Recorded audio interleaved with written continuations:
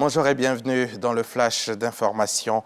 Le ministre de l'Enseignement technique, de la formation professionnelle et de l'apprentissage analyse la situation de travail des jeunes avant la revue en profondeur des programmes. Il entend aussi donner aux animateurs de branches professionnelles et de commissions professionnelles consultatives les moyens d'assurer leur mission, d'où ces activités d'études sectorielles pour l'adéquation, formation, emploi, activités lancées cette semaine par le ministre Nguessan Kofi.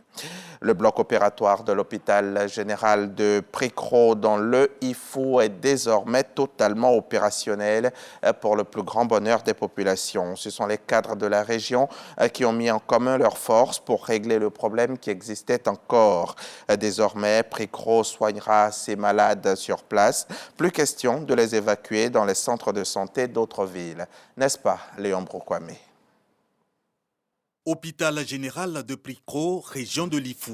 De l'argent, le budget pour rendre opérationnel le bloc opératoire remis au directeur du centre de santé par le roi de Pricro. C'est un don du directeur général du laboratoire du bâtiment et des travaux publics en abrégé LBTP, cadre du département. Pour saluer ce geste, les autorités sanitaires disent l'urgence à renforcer les capacités de l'hôpital général de Pricro et donner sur place des soins complets de qualité. En 2022, nous avons enregistré 204 évacuations. C'est-à-dire si le bloc était fonctionnel, ces personnes-là n'allaient pas aller à Daoukro. Ces 204 évacuations ont coûté aux parents 6 630 000.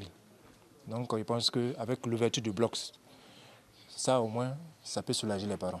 Le donateur pour qui la santé n'a pas de prix inscrit son acte dans la dynamique du développement. Une visite donc et Jean-Claude Kouassi s'assure du service de l'hôpital général de Pricro qu'il faut encore booster. Quelques problèmes d'électricité, les appareils ont du mal à fonctionner normalement. Donc c'est des questions que nous allons adresser naturellement dans un futur très proche. C'est en 2014, lors de sa visite d'État dans la région de l'IFU, que le président Alassane Ouattara dote l'hôpital général de Pricro d'un bloc opératoire. Cet appui financier du directeur général du LBTP va enfin permettre de monter son équipement de pointe, également offert par le chef de l'État. La Côte d'Ivoire indépendante aura 63 ans demain, lundi 7 août.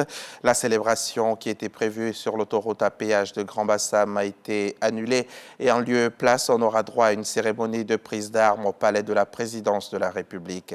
Si cette période de la fête nationale était d'ordinaire appréciée par les commerçants parce qu'ils se frottaient bien les mains, ce n'est pas vraiment le cas cette année. Le deuil national décrété suite au décès de l'ancien chef d'État peut en être la cause. On verra cela avec Khalil Diomandé dans le 13h. Ce dimanche 6 août sera le dernier jour de l'ultimatum lancé par la CEDEAO aux putschistes nigériens pour abandonner le pouvoir.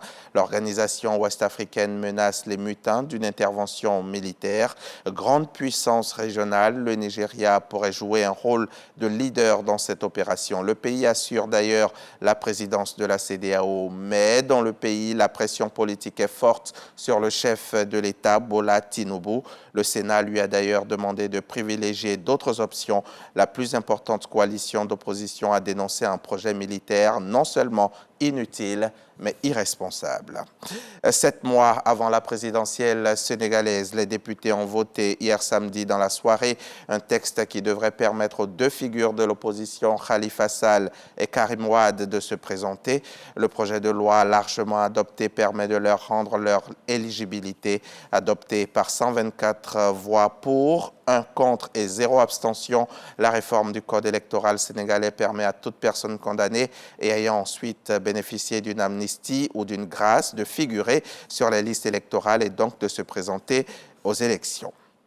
1,5 million de jeunes brandissant des drapeaux de tous les coins du globe ont envahi l'immense parc Tejo en bordure du fleuve Tage à Lisbonne au Portugal. C'était hier, samedi soir. Le motif, une rencontre avec le pape François dans le cadre des Journées mondiales de la jeunesse, un des plus grands événements de l'Église catholique. À la nuit tombée, depuis le grand podium blanc, le pape a exhorté les jeunes à marcher sans se décourager à la suite de Jésus. Le pape retrouvera les fidèles ce dimanche lors d'une grande messe de clôture des Journées mondiales de la jeunesse. C'est la fin de ce flash, mais sachez que tout à l'heure, dans le cadre du magazine du dimanche, on parlera de cette période de deuil en Côte d'Ivoire décrétée suite au décès du président Henri Konan Bédié. On évoquera surtout l'héritage social, l'héritage politique que l'ancien chef d'État aura laissé et son impact socio-politique. Dr Nikez Nielbin est notre invité. Il est anthroposociologue. Rendez-vous est donc pris pour 13h. À tout à l'heure sur RTI.